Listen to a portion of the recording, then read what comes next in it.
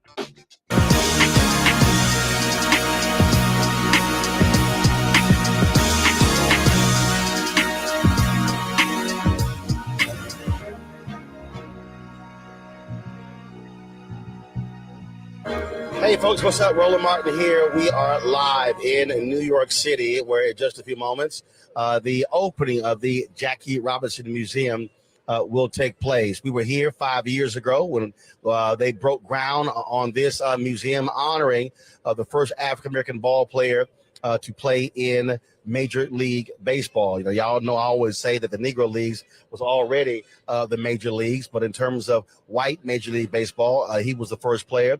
And so it is luckily it's not a scorched day here in New York City. Got a nice little cloud cover and a little breeze. And so you see all the seating that's arranged out here for all of the dignitaries to share their thoughts about this day. Robert Roberts of Good Morning America.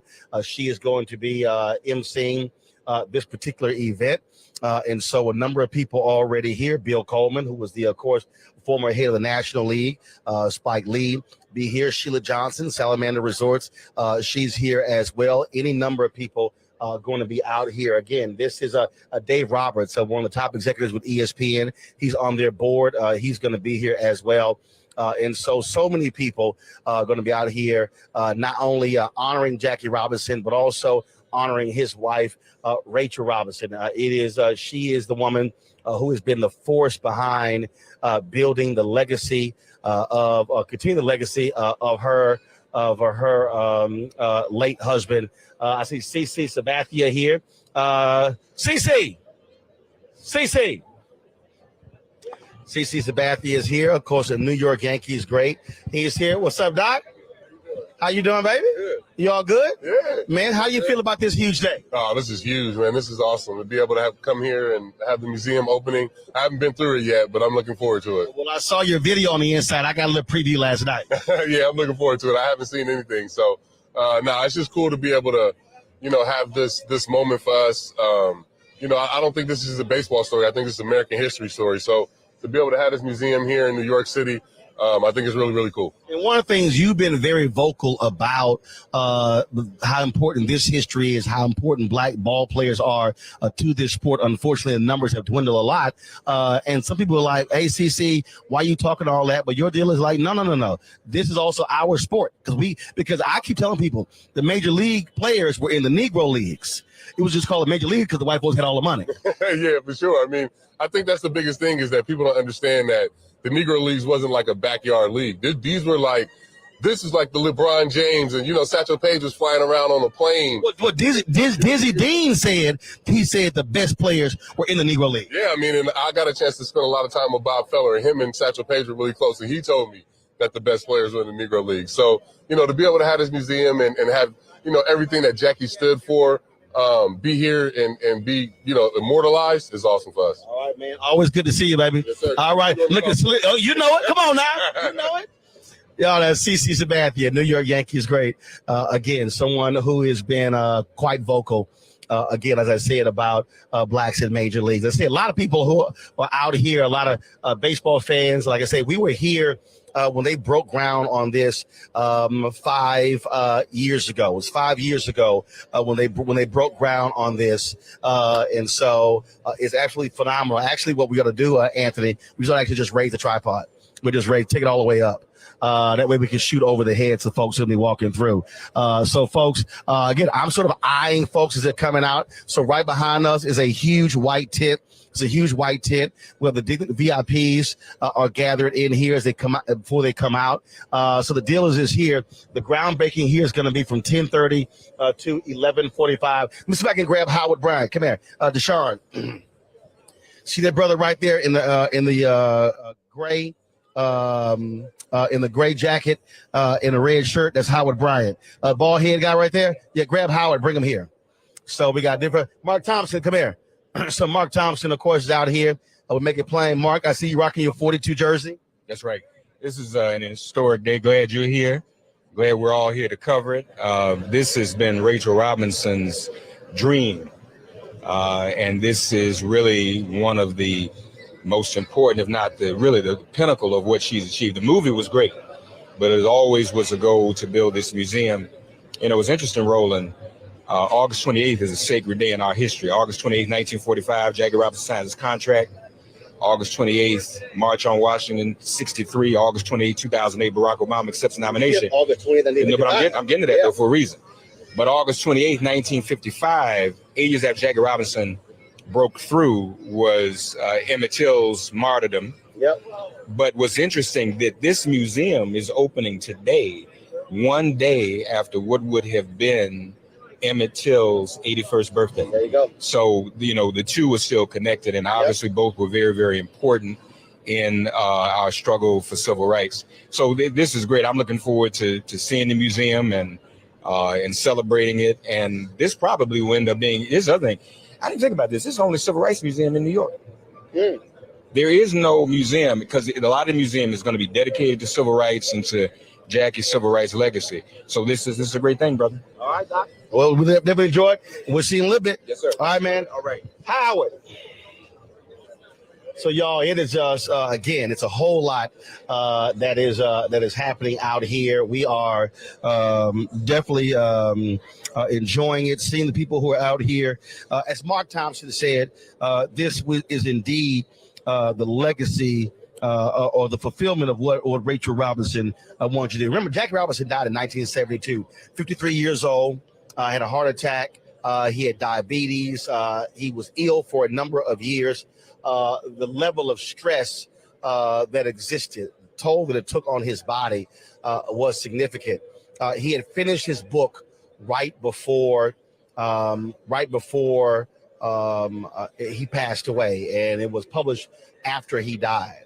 And since his death in 72, 50 years ago, I mean, Rachel Robinson has been leading this. As I said on last night's show, in many ways, Rachel Robinson has carried the legacy of Jackie Robinson the same way Coretta Scott King carried the legacy of Reverend Dr. Martin Luther King Jr. Without her, you don't have a national holiday. Without her, you don't have all of these different dedications and schools and streets named after him. And so in many ways, Rachel Robinson has been that driving force to keep the legacy of her husband alive. And so now what you have here with this museum opening here in New York, like I say, it took 5 years. COVID delayed this for a couple of years. The amount of money that they raised as well. All of those different things were actually happening. And so this has been a labor of love.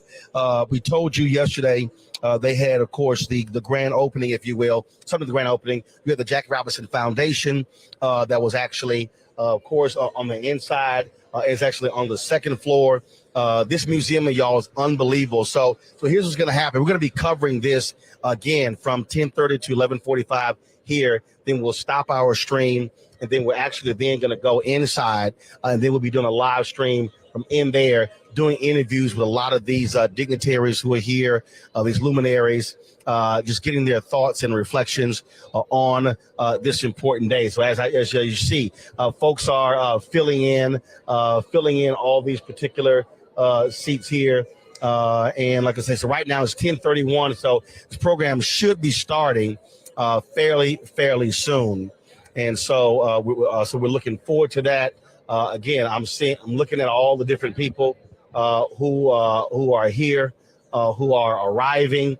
A lot of them longtime friends of Rachel Robinson. Her granddaughters are here. Got a chance to meet them last night. And so a lot of family members are here as well. And so it really is a huge day. I can tell you when we walked into that, it was Trip last night walking into the museum, because again, we were here and they broke ground, and we just saw like this big old empty room with a concrete floor. And then to see what they actually turned this thing into was absolutely incredible.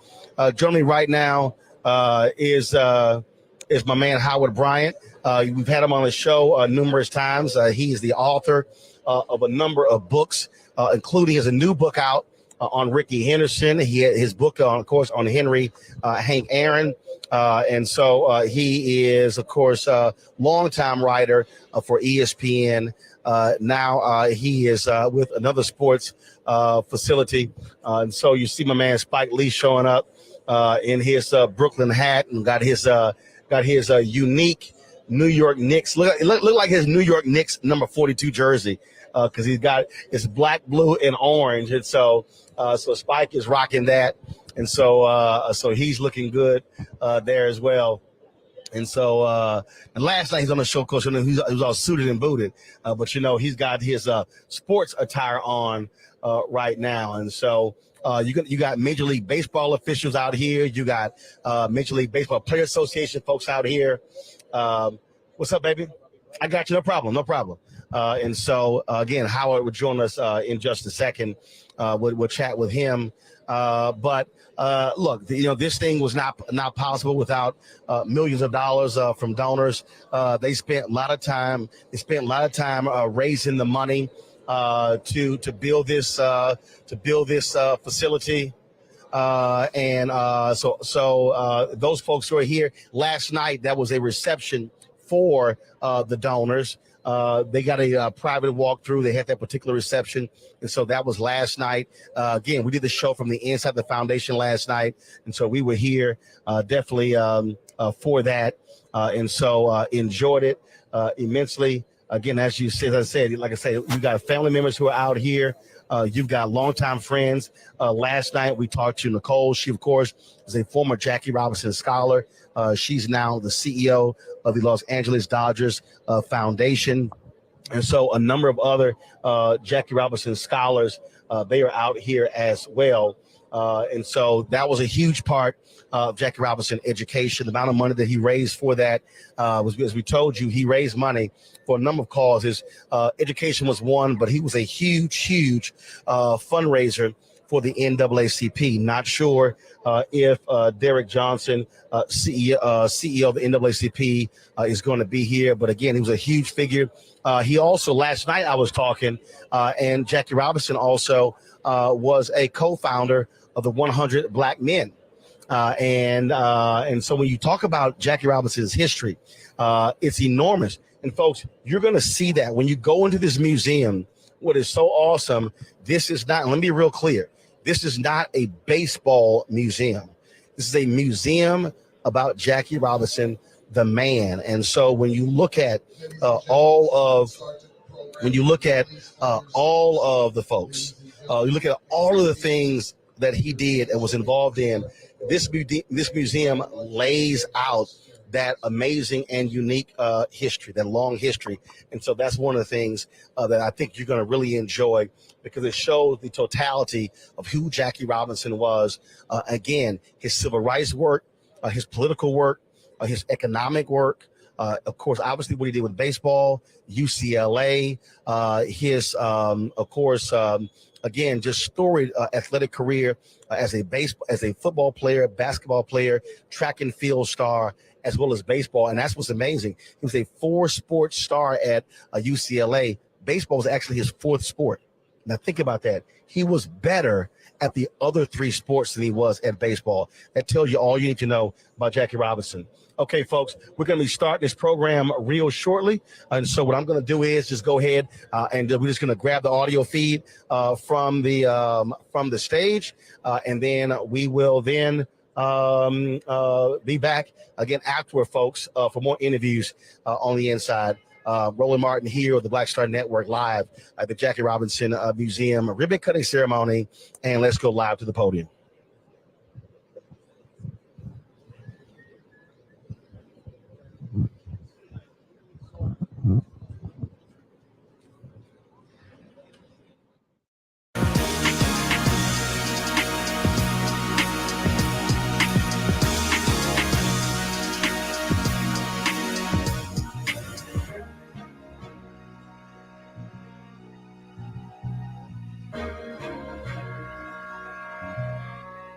Pull up a chair, take your seat. The Black Tape with me, Dr. Greg Carr, here on the Black Star Network. Every week, we'll take a deeper dive into the world we're living in. Join the conversation only on the Black Star Network. We're all impacted by the culture, whether we know it or not. From politics to music and entertainment, it's a huge part of our lives, and we're going to talk about it every day right here on The Culture with me, Faraji Muhammad, only on the Black Star Network.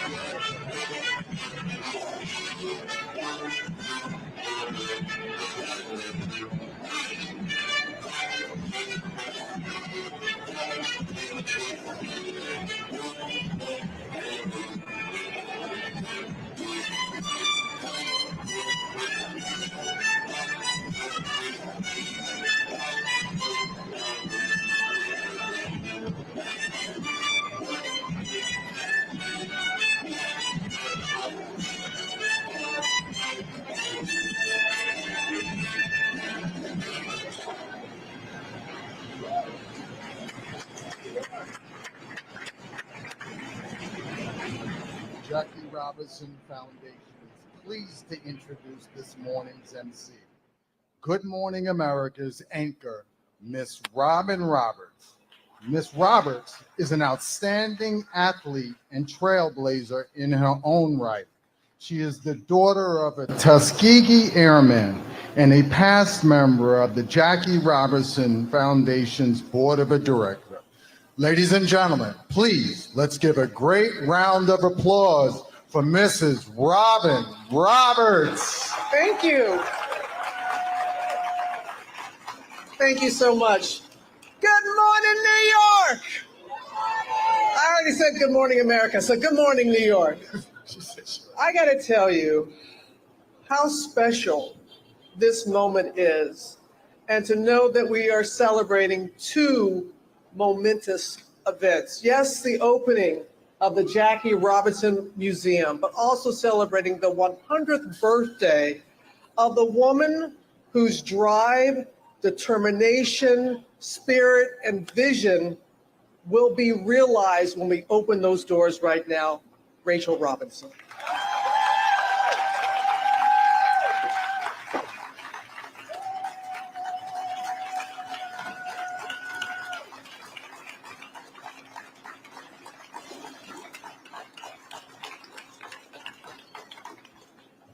From the start, Mrs. Robinson envisioned a museum that was much more than a remembrance of her husband's, yes, baseball Hall of Fame career. Her dream was a museum that would be a celebration of an American hero whose actions opened the floodgates to the modern civil rights movement. The Jackie Robinson Museum will be New York's epicenter for bringing Black history forward into the present. It will serve as a venue for vibrant dialogue on critical social issues, a beacon of hope, which we always are in need of. Against the backdrop of U.S. history, from his birth in 1919 to today, the mission of the museum will be to educate, inspire, and to challenge. Educate visitors about Jackie Robinson, yes, the athlete, activist, patriot, entrepreneur, and devoted family man. Inspire those interested in the history of social change and the prescription for greater progress. And finally, challenge people of all ages to pursue a life of achievement and purpose, a life committed to impacting others' lives. And that is the motto of the foundation.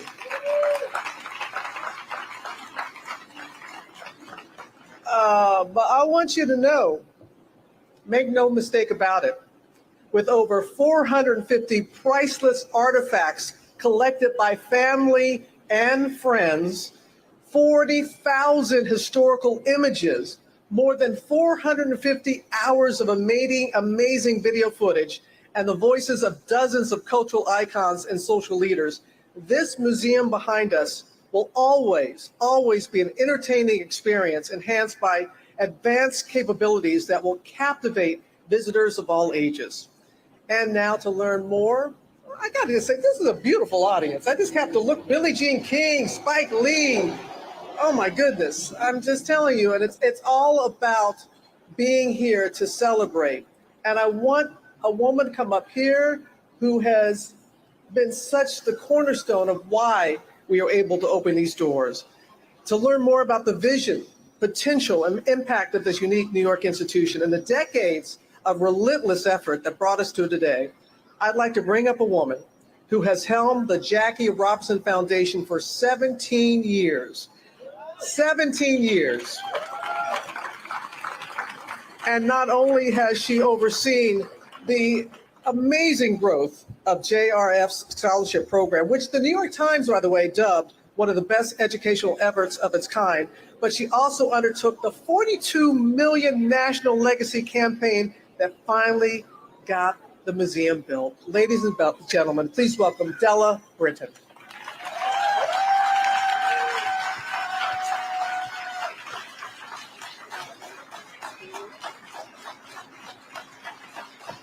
Oh boy, oh boy. So,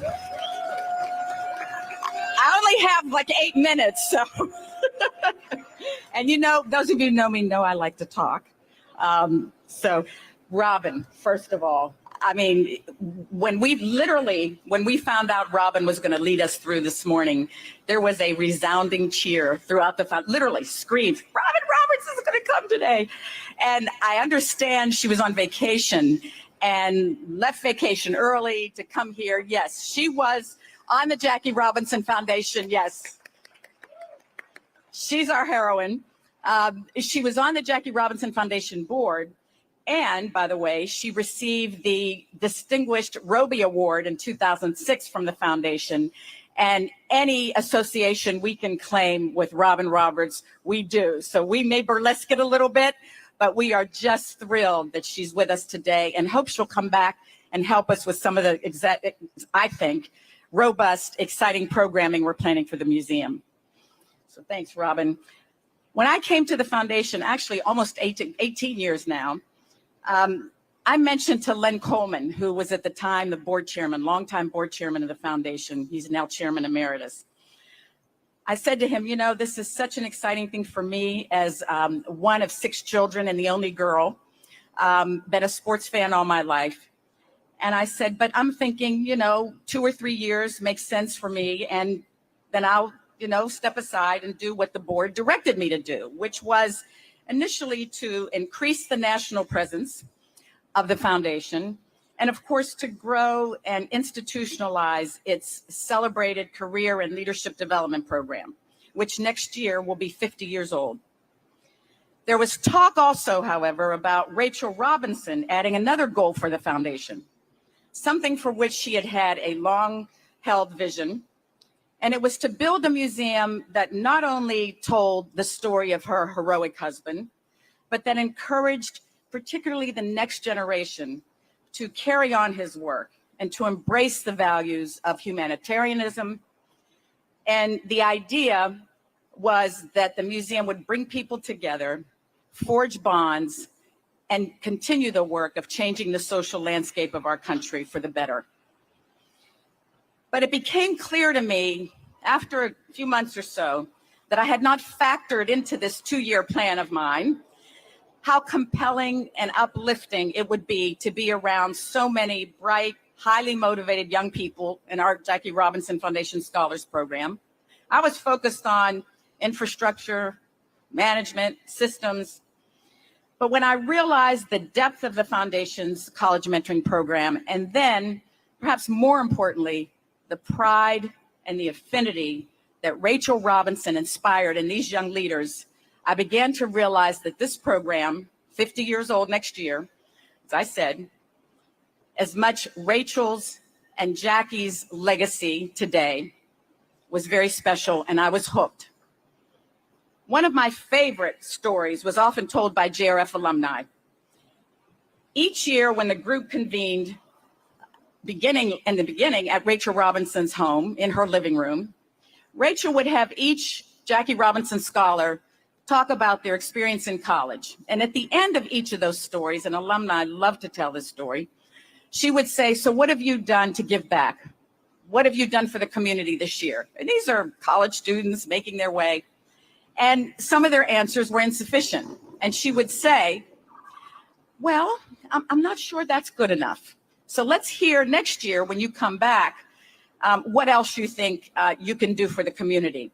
And one of those alumni who told that story is now the chairman of the Jackie Robinson Foundation Board of Directors. His name is Greg Gonzalez. I saw him earlier.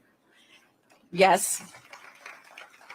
I know Len Coleman mentored him, but Greg, who had a 4.0 at the time when they didn't have all the 4.2s and 3s and 4s, but this was the top grade point average, graduating from the engineering school at Columbia University, going on to business school, ending up at Goldman Sachs, one of the few African-American partners at Goldman Sachs, beyond managing director. And we are thrilled to have him leading the board now. So wherever you are, Greg, thank you. But, you know, I wanted to mention that the Robinson legacy of helping others will also be carried out in this museum. Before it was fashionable, as Rachel Robinson would say, the Jackie Robinson Scholars were actually required to do community service. Before it was something you put on your college resume, Rachel Robinson mandated that for the Jackie Robinson Scholars Program. And in that same vein, in board meetings I noticed my first year, Rachel would bring up the idea of building a museum as well. Not as a shrine, her word, to Jackie, although I'm not sure she would necessarily be opposed to that, and I wouldn't blame her. But she wanted to instill hope and motivation in visitors around the impact that one person could have. And I again felt the magic of Rachel Robinson in this other vision of hers. And I asked Marty Edelman, who is the only other founding director of the Jackie Robinson Foundation, who was with her in 1973 when Rachel devised the plan to start the Jackie Robinson Foundation. I said, you know, Marty, I think she really means for this museum to happen, don't you? He said, yeah, I think she does. And as daunting as it sounded in this very competitive nonprofit environment with so many righteous causes before us, the good news was that I knew we had the nucleus of a staff with Rachel at our backs that could actually get this museum done. And that nucleus is rooted in one very special person who for 25 years was the rudder of this organization. And I want to give her her moment because I could not, would not, there's no way, and even I should not have tried to do this project without her. So that's all the kudos I deserve. But she is a woman with so many talents and skills and unfathomable organizational wisdom and expertise. Creativity. She's the foundation's chief operating officer, the best partner in crime Wood could have. LaTanya Johnson, I hope she would stand up, but I have a feeling she's going to be waving her hand at me and saying, I can't believe you wasted time on that. Is she back there? Where are you, Al? You're not getting away this time. Bless you. And you notice all of our consultants are standing up because they know her magic. They walk right past my office and go straight to her office. And LJ, you did it.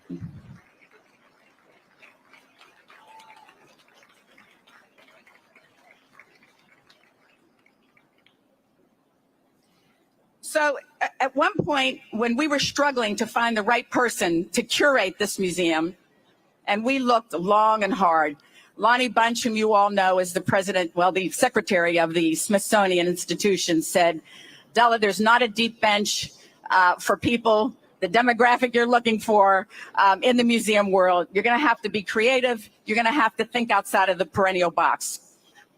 And one day I walked into the office after months and months of searching, and LJ had found a woman called Jennifer Jensen to be the curator of this museum. And you will see for yourself very shortly, she did a masterful job. Jen, thank you. Kudos to you. And of course, this was a group effort, absolutely, with our very small, dedicated, hardworking staff, the likes of Stephen Lynch, our development director, Samantha Gibson's incredible work in programming. For a year and a half, Samantha has been doing, and her team have been going around to the tri-state area to public schools, private schools, and holding wonderful teaching sessions around Jackie Robinson and Rachel Robinson. And we will continue to do that work. And then I want to recognize a gentleman whom I went to law school with, who when I approached him as we were looking for leadership, for the museum, said, I'm here, whatever you need. He is the distinguished emeritus professor, and he doesn't look that old, but I guess it makes him sound, more older and more distinguished, of the Wharton School. He's actually the founder and the 30-year shepherd of the Wharton School Sports Business Initiative. He also, by the way, with a degree in African-American in Africana Studies, he was recruited to go to ASU, to Arizona State University, to do the same thing he did at the Wharton School there, which he successfully did. And when I learned he was coming back north, I called him and said, you have to come, you have to help us. And he said, yes. So Ken Shropshire, wherever you are, thank you. His first, and Billie Jean King knows who he is, yes.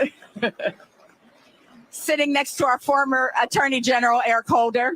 Nice to see you, another former law school, not classmate because he's older than I am, but certainly, certainly colleague.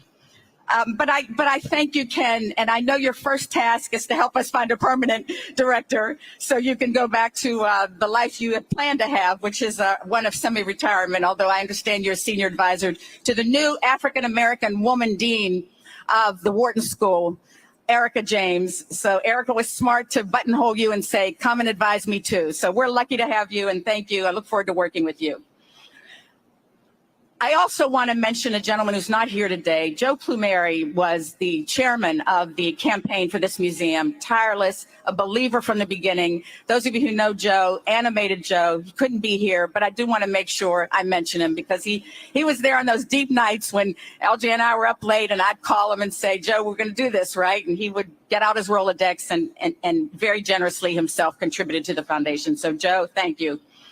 And I wish I could call out all of the other very generous donors, most of whom are in the audience today. And thank you for making this happen. I urge you to, whether you gave or not, look at the donor board as you walk into the museum to your immediate left, and you'll see those people who really were indispensable for this project. And of course, I see Tony Clark here. I see CC Sabathia from the Players Association, as well as from the Commissioner's Office. Thank you for being here. Fred Wilpon, gosh, I mean, it's we have a real star-studded cast in baseball here. But finally, I want to mention the crew of consultants who, led by the incredible, venerable firm of Gensler Architects. We actually, you'll see on the donor board as well, we actually use Gensler's exhibit team, not just the architectural team. They were incredible to work with. Thank you for putting up with LJ's, Jen's, and my neurosis, perfectionism maybe, and the other members of that force who really, really were not only indispensable, but great to work with. Structure Tone, you all know Structure Tone, construction company. A couple of them I see are here, their leadership. Zubakian, owner's rep, Zubakian represented us, general contractor on this project, if you will. Hadley Exhibits out of Buffalo, home also of our board members, company New Era, another sponsor of this museum. Cortina Productions, apparently the guru in the area of media and institutions like this. And Ideum, very interesting company, which you will see our pièce de résistance, so to speak, in the far sports gallery. Is this, I wish I could explain it. I'd need some technical person to do this, but it is an incredible structure that allows a depth of content.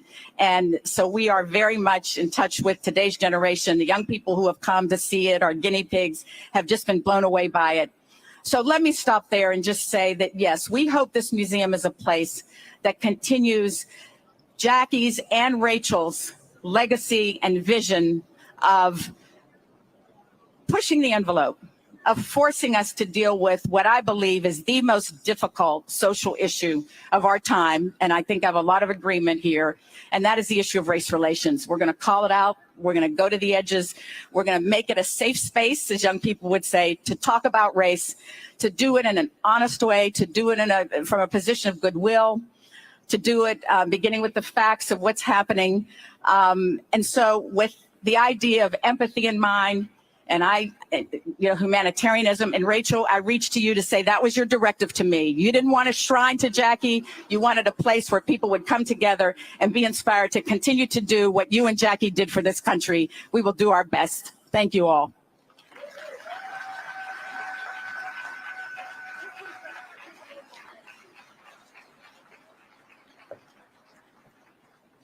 Thank you so much, Della. As my mama used to say, you can't put a limit on gratitude. And it's wonderful. It's wonderful to give those who have contributed so much. And there's no denying your drive, Della, has really helped make this vision a reality.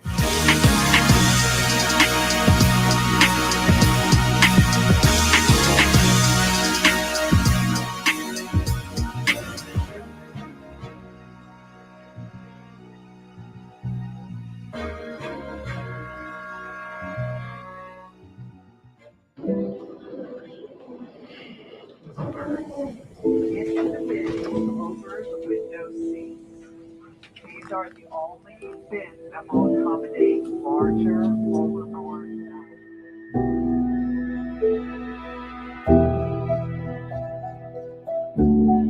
They put 10 in here? 10, and you don't come out till you die. And you eat every 10. Oh my God. So what?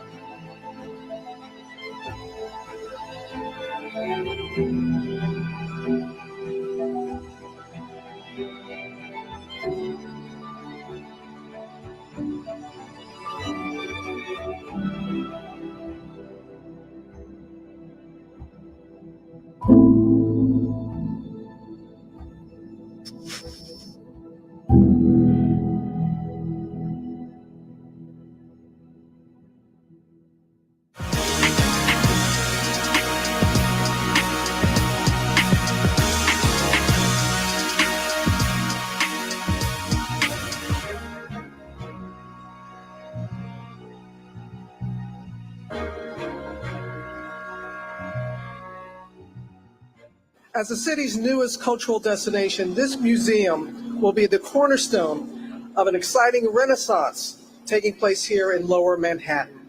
Its impact will be felt in all 5 boroughs and across the tri-state area.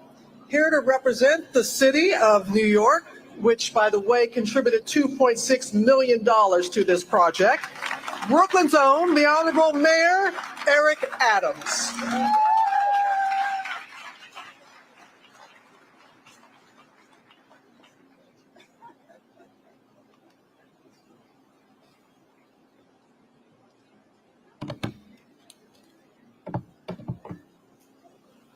Thank you so much. It's such a significant moment. Sometimes in the celebratory states that we're in, we miss some of the subtext. Yes, we know Jackie's glory, but sometimes we don't really dig into the crevices and acknowledge his stories. This moment is a moment that not only talk about his greatness on the field, but off the field. But it's also a story about a love affair. It's a story about a man and wife who partnered together and just really personified the experience of love and commitment. And I know you're celebrating 100 years of life. And throughout my entire life, both in public safety and not, when you used to do the concerts up in Connecticut, our team used to be up there to provide support. But when I was a police officer, I would pass by this space all the time. This was my area of patrol. And I would think about that number 42. And that number began the process of us reflecting on greatness. You could not find Spike Lee without wearing that 42 all the time, talking about Jackie. And Jackie meant so much to America in general, but specifically he meant so much to Black folks, and he meant so much to Black men. We understood that not only did we have the challenges of running a baseball field, the challenges of corporate America, the challenges of politics, But I used to hear David Dinkins talk about becoming the first black mayor and how inspiring Jackie was to him and so many others, and becoming the first black borough president. And so many things we have done, we did it in the spirit of Jackie Robinson. But it's your partnership. As Jackie transitioned from the physical to the spiritual, you maintained the flow.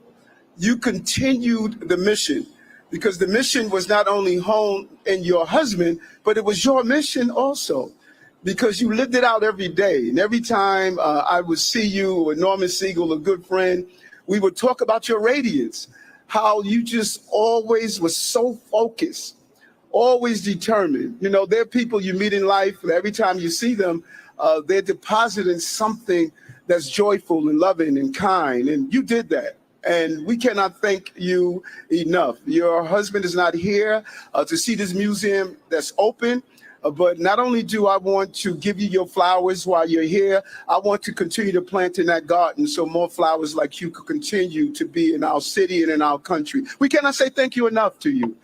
You mean so much to us. We adopted Jackie as a member of New York City. We knew what he meant, and there's something he said that is so powerful. Life is not a spectator sport. If you're going to spend your whole life in the grandstand just watching what goes on, in my opinion, you are wasting your life. You can't be a detached spectator in a full contact sport called life. You can't sit in the grandstand and critique those who are on the fields taking those fastballs, those curveballs, or those illegal spikes when someone slide into you. That is not how we win this. If the goal is to beat back racism, anti-Semitism, anti-AAPI, and the violence that's pervasive in our country and the feeling that we're leaving people behind, we got to get out of the grandstands. We got to get on the field. We have to be like Jackie and be bold enough, strong enough, and fearless enough to state real champions are on the field. We have to be like Rachel Robinson and her entire family that states we can win this together if we all come together. Let me tell you something as I read this proclamation. There's something great about this country, and Jackie Robinson is representative of that. Listen, there's nowhere on the globe where dream is attached to our name or our country's name. There's not a German dream. It's not a French dream. It's not a Polish dream. But darn it, there's an American dream. And this man and wife took that dream and forced America and baseball to say you're not going to be a dream on a piece of paper, you're going to be a dream in life. We are greater because of number 42. And because he had an amazing wife that understood that dream and vision. Thank you so much on behalf of New Yorkers. Whereas Jackie, unforgettable debut in the MLB ended more than 60 years of segregation in the MLB and transformed our nation's views on racial division and equality. Off the field and post-retirement, he was heavily involved in politics and the civil rights movement, advocating for social and political change, serving on the board of the NAACP, and calling for greater minority representation in baseball's coaching, management, and central office personnel. As New Yorkers, we owe an enormous debt of gratitude to Jackie, whose legacy lives on through the enduring impact he made in sports, business, and media. And through the Jackie Robinson's Foundation, commitment to supporting and empowering young people. Today, 75 years after Jackie broke the color barrier in our great city, I am immensely proud to honor his life, his wife, and his achievements, and join in celebrating the grand opening of Tribeca's Jackie Robinson Museum. I, Eric Adams, Mayor of the City of New York. Thank you very much.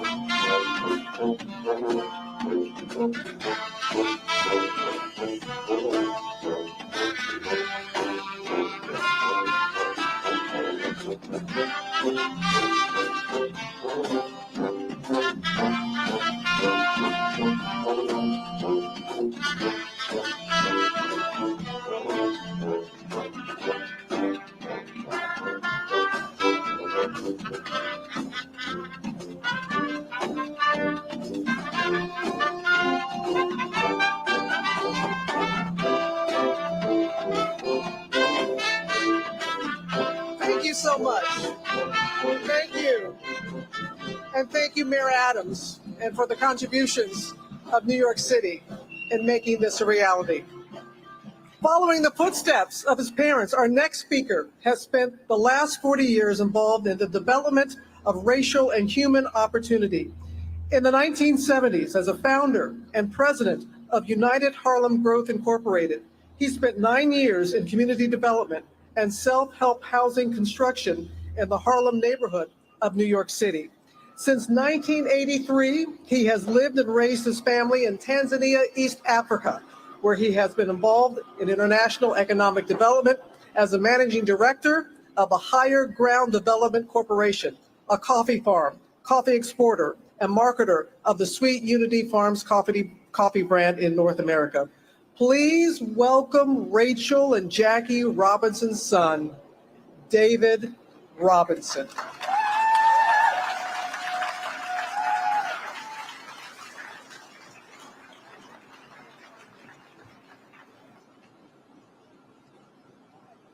Thank you very much. It is truly a great day and truly a great honor. And one of the questions I think my father would have raised was who is being honored. He was a man who used the word we regularly when he spoke. In early life, that we was a wife, Rachel Robinson, and himself. That we grew as it became a team, and the Brooklyn Dodgers went from segregation to internal conflict to finally integration and finally victory as a baseball team. That we grew when Jackie Robinson stepped out on the baseball field, and for the first time there were thousands of African Americans in the stadium who had a hero to cheer. That we grew when white Americans saw the courage and integrity and skills of a man who could make not only the game better, not only Brooklyn a championship stadium for baseball, but could impact all of America. So the we began to grow beyond family, it grew beyond race, it grew beyond sport. And I think today Jackie Robinson would say, I accept this honor, but I accept this honor on behalf of something far beyond my individual self, far beyond my family, far beyond even my race. Jackie Robinson would say, don't think of you standing on my shoulders. I think of myself standing on the shoulders of my mother, who was a sharecropper in Georgia, my grandmother, who was born a slave, standing. And as the we has expanded beyond family, each of us can see within our families, within our race, within our religion, great people on whose shoulders we are standing and forging the larger we. Because in fact, the family that Jackie Robinson represents today and the potential that Jackie Robinson represents and the challenge that this museum makes is to the family of man, which includes all of us.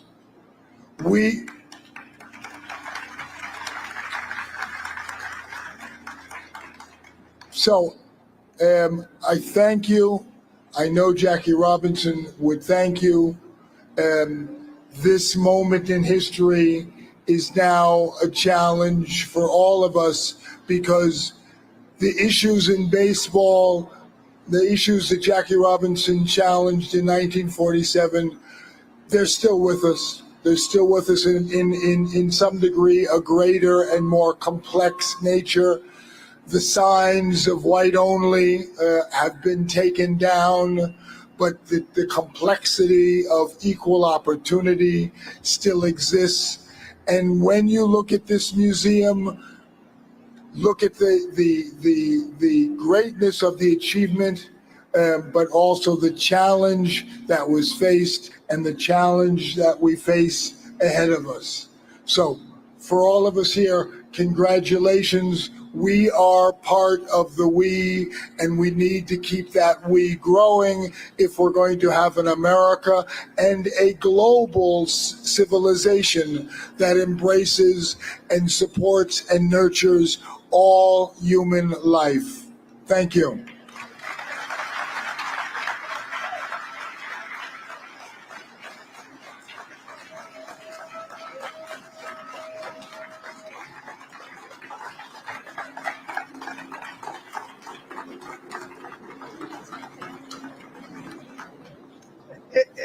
It's so wonderful when David, when you sat down, how your mama reached for you, as only a mama can, and said, wonderful, wonderful son. You're there with your sister Sharon. With members of the Robinson family, please stand so we can recognize you. The grandchildren, all the members of the Robinson family, I know how proud you all are, and rightfully so. Beautiful. So beautiful. And now it is time, it is on. To do the honors, Rachel Robinson will cut the ribbon, officially opening the Jackie Robinson Museum, the culmination of a multi-decade dream. Please welcome the founder, the guiding light, and the soul of the Jackie Robinson Foundation and the Jackie Robinson Museum, Rachel Robinson.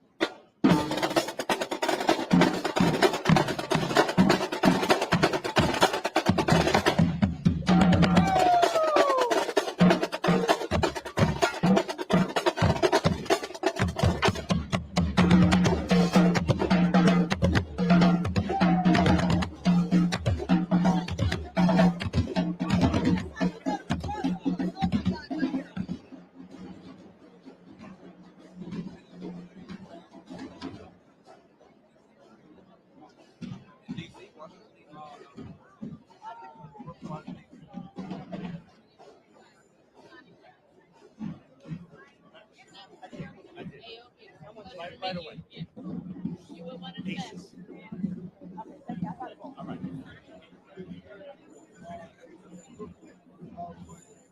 Sometimes people miss the importance of sports. They see it as just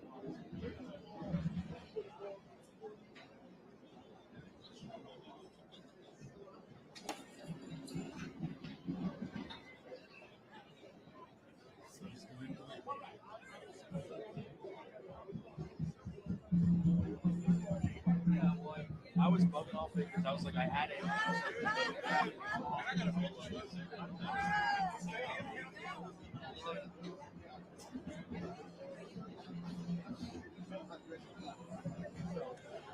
get a quick interview with you, just your thoughts on today. Real quick. Yep. I just let's see here. The day is finally here. 1 second. The day is finally here. Been waiting for this day for a long time. And so happy for Rachel. Just turned 100 a few days ago, and she's here to celebrate the cut with the ribbon. But it's about equality. It's about racism. It's about all these things that as the younger generations have got to learn about Jackie's legacy and all he did. And Jackie was a real hero in our family in the 50s. You know, my dad who played basketball against him.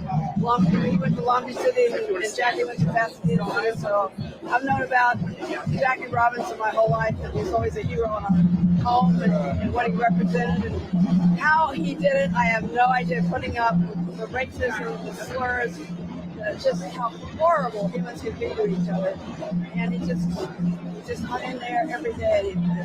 He messed us. I just can't believe how he got through this, but he did, and he's such a great example and such a hero to all of us, everyone. And I know we're fighting racism, but I can tell you a lot of white people, including me, loved him, love what he stands for, and continue to appreciate the kids who are getting the scholarships. I think that's really important, and his legacy will truly live on with Rachel's idea of having the Jackie Robinson Museum. All right, there we go. Thanks, guys. We'll just get a quick photo of you. Sure. There we go. Where did I see you last? I was at probably MSNBC, but at an event. I'm always covering something, so I know you are. yeah, I get around with it. All right, okay. Are we set up on the inside? The whole thing.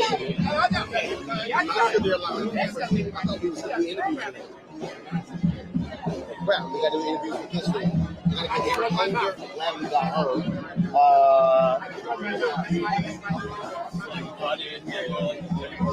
She told me. It's in an album.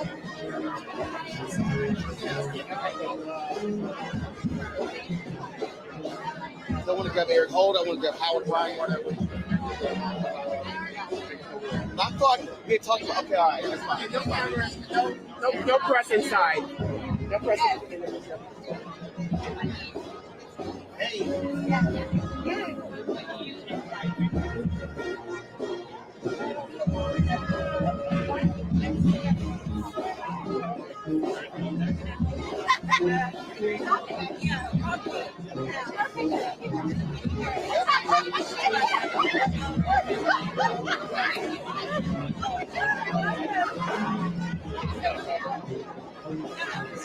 This is my media hero. I saw small.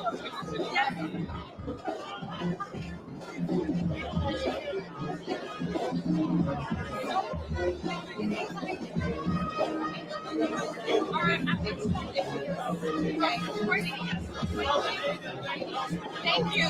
Thank you. I saw you yesterday. Oliver Mashaka, your family sends his regards to you from Kenya. I appreciate it. Yeah, you should be rolling on that. Come on, over here. I'm like, Just go around this way. I'm gonna get you all hot. What y'all have that something? Is that Waldo?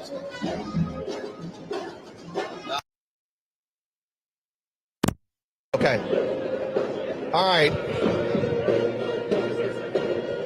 Come on now, you got us in the back. Let's go. All right, you got ready? Are you ready? Folks, Howard Bryant. journalist, author, books on Ricky Henderson, Henry Aaron. We can go on and on and on, all kinds of different books. Just your thoughts on this finally opening 5 years after the groundbreaking. Well, I'm just pleased about it for lots of reasons. I mean, one, to have it open a week after Rachel's birthday, and all of the consternation about trying to get it open, and not to be morbid, but we wanted her to see it. And after each delay, you were like, are we going to get there? Are we going to get there? Are we going to get there? And also, I feel very personal for it as well, because they asked me to write, some of the museum exhibits, which was an honor. So to see this space from just concrete to a finished product, it almost feels like writing a book where it starts from nothing and then it ends up as something, and then now it's something for everyone to see. It's amazing. Billy Aaron is here, the widow of Henry Aaron. So many people who knew him, who played with him, for them to also experience this. And the beauty of this, I was saying that yesterday, is that it doesn't just talk about him as a baseball player. It's him in his totality. Well, there's no question. When we were in the planning sessions of what this script was going to look like, one of the things that was emphasized to me over and over again is this is not a baseball museum. There's going to be baseball in it, but this is not going to be defined by baseball. And I remember stepping back going, okay, but how do we know Jackie? We know Jackie as a baseball player.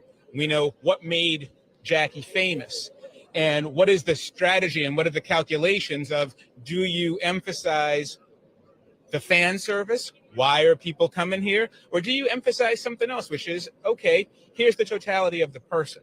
And I think that it struck a really great balance of making sure that you come for the baseball, but you stay for the man, or you come for the man and then you get some baseball as well. And going through it, when you look at, first of all, the NAACP work, when you look at, again, and in fact, I was telling one of the folks, I really hope that they hit TNT to have that movie Andre Braugher portray him, the court martial of Jackie Robinson, because you can't find it anywhere. I said, because again, that's a story very few people know about, how this man put it on the line facing a dishonorable discharge, and he did that before Rosa Parks. I mean, this is somebody who said, no, I'm not going to the back of the bus at Fort Hood and Killeen. That's right. And I think what's most amazing about Jackie, and it's always been something, especially when you look at the history of who he was as a person, where did that drive come from? Where did that courage come from? The willingness to do this, knowing the price. And nobody knows who Jackie Robinson is at the time, so everything he did was on principle. There's no grandstanding here. There's nothing performative about what he did. What's right is right.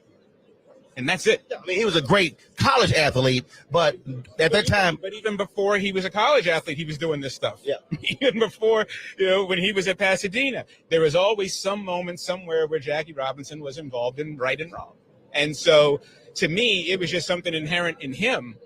And I just find him to be so, inspirational is one word, but he's incredible. Yeah. Because when you talk about who he is, or who he was as a person, it's not just the baseball. First black man to integrate corporate America. First black man to be on the broadcast and in the broadcast booth.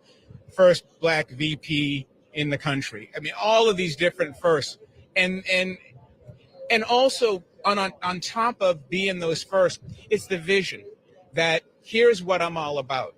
I'm also about making sure that black people had agency in terms of their own money. So in terms of trying to start the Freedom National Bank, all of these things, they all add up to the same vision, which is I am here for my people. And it just brings you to tears. I mean, the amount of respect that you have for somebody who is so clear that here's what I'm all about. I mean, what do we always say? Don't talk about it, be about it, right? Here's somebody who is about it at all times. And someone who was very clear in his book, where he is raising money. He's on the board of the NAACP, but highly critical of the CEO, Roy Wilkins. I mean, his whole deal was about accountability, whether you were black or white.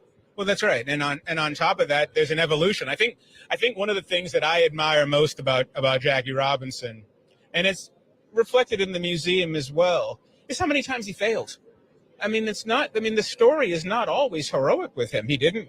When Rachel wanted to work, he didn't really want his wife working, but he had to grow and he evolved. And he and Martin Luther King Jr. were at odds on Vietnam, and then Jackie came. Had to come around and had to evolve with the times and to recognize that being in the fight doesn't always mean that everything you do is perfect, but you're in it and you grow and you fight and you change and his story is just so remarkable in so many ways because he's one of the few guys, especially in a time today where everyone is trying to burnish their image. They're always trying to make sure that everything that they do is all about the brand. The brand and the polish. Jackie was willing to say, I messed up.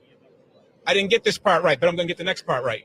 Well, that was the case. Spike Lee and I talked about that last night about him testifying on the House committee and what he had to say about Paul Robeson and how he later said he wished he had not done that. That's right. And once again, that's it. Robeson Robinson, July 18th, 1949 is one of these seminal moments in Black history because once again, you are brought to witness in service, not of your own people, but in service of white people. And Jackie was torn because he was a veteran and he did view the American dream a certain way and he did believe in it. And he also knew in the back of his mind that there was a high potentiality that he was being used. And by the segregationists on that House Un-American Activities Committee who would not sign an anti-lynching bill, but dragged him up to Congress to testify against Paul Robeson. And what I find most fascinating and most sort of poignant about it was the fact that both Jackie and Paul ended up eventually in the same place, which was brokenhearted and disillusioned at this country when what they really, really wanted was what we all want, which is to be in service of Black people. And freedom. And freedom, 100%. You've covered baseball for a number of years. You covered Giving Guys today. What is your hope for a current Major League Baseball player, or an up-and-coming baseball player, if they came through this museum? Well, I think it always comes back to values. And I think that if you know your values, then I think you're going to do fine in your life. And I think that, to me, one of the biggest issues that I always have, especially in today's celebrity hero culture and the rest of it, is that you don't follow people, you follow values. And this museum is all about values. It's all about where do you stand on this issue? Who am I?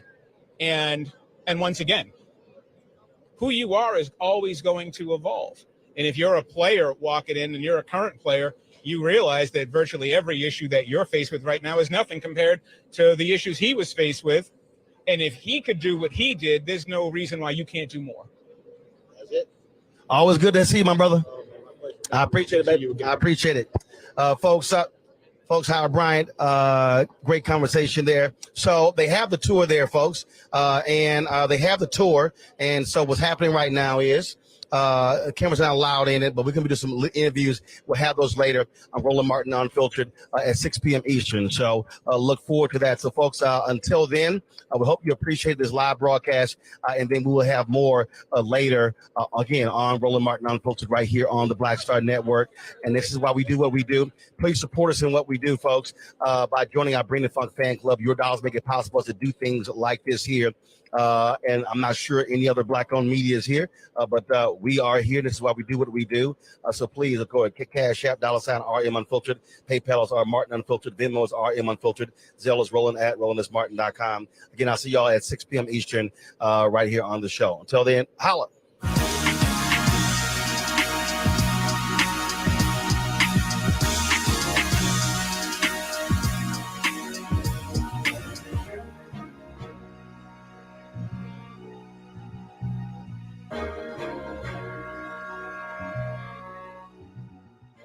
Folks, Black Star Network is here. Hold no punches. I'm real revolutionary right now. Support this man, Black Media. He makes sure that our stories are told.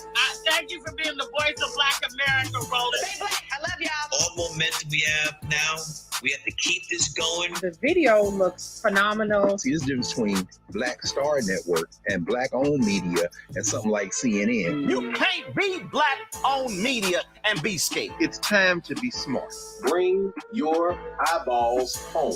You dig?